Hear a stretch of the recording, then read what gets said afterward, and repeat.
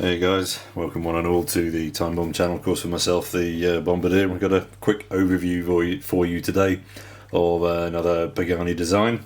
This little baby is the PD-1644, and as with most of the Paganis, this is clearly and very much so a bang for your buck kind of watch. Let's kick off with some specs. So we're looking at the what is becoming to me a pretty standard case sizing for Pagani. Sorry, getting a lot of friction there. So 40 mils across, but then you need to add a couple of mils onto that, obviously with your respective pushes on the side here. Case body then is 48 mils in length and is 12 mils deep. You then have 100 meters worth of water resistance with this particular one, again, which is pretty standard for most of these Paganis then. Lastly, it's sitting then on 20 mil lugs. Let me just pop it off this little holder here and get up a little closer to the camera.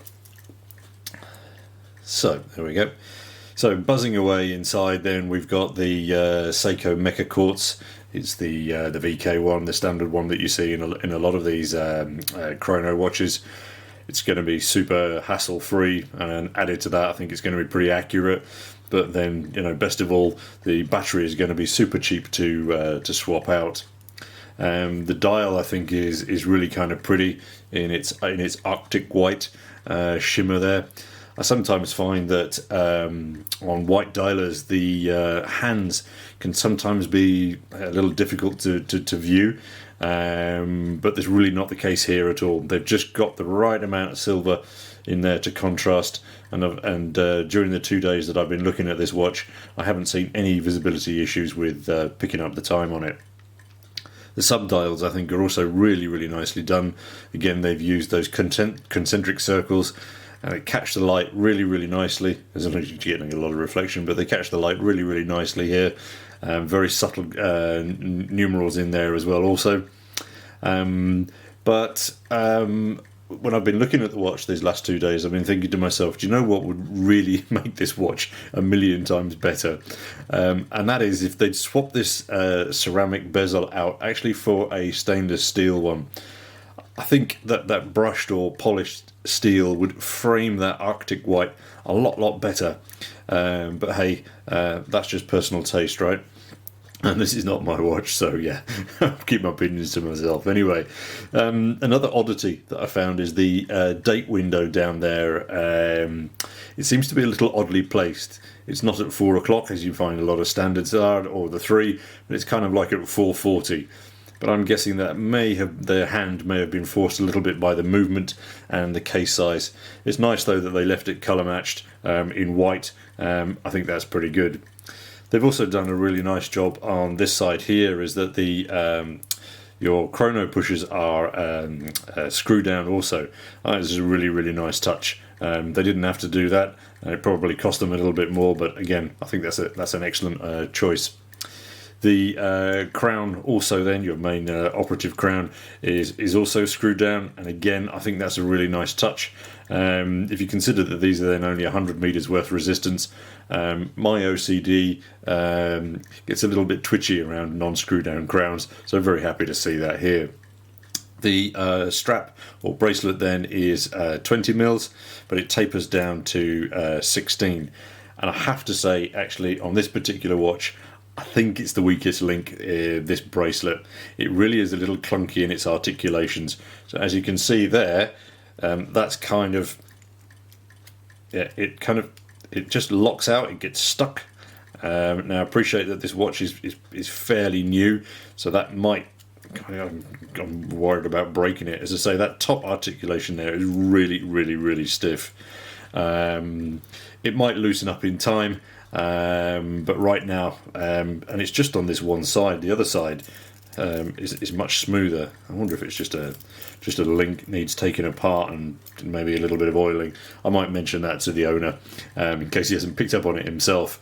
However, the one thing that I would say, I'm just going to polish that because my fingers are marking this up, and that's the polish section there is an absolute highlight for me. The brushing quality on here is actually better than I've seen on some of the other Paganis, and that polished, highly polished section there in the middle, I think as well, is really, really well done. And actually, why I like it so much is because depending on the light, depending on the light that you catch it in, those central links almost drop to such a really dark colour, and that provides a wonderful contrast. Again, really, really nice. Let's drop around to the back, have a quick look. We've got designs on here, again, very, very nicely done.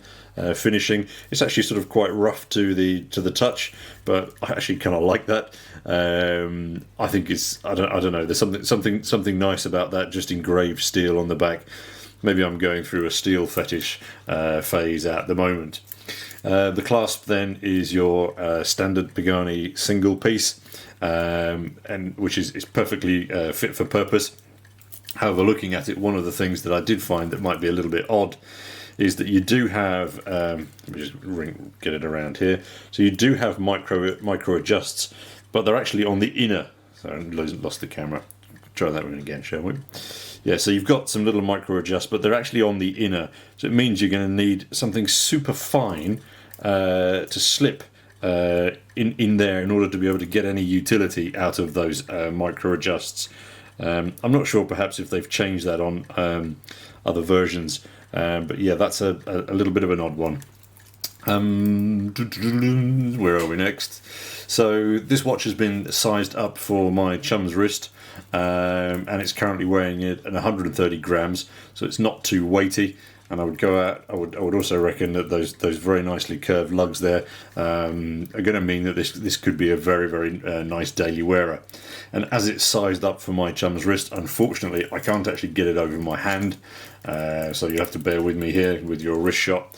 We'll be up next to the Albany here, but yeah, pretty cool.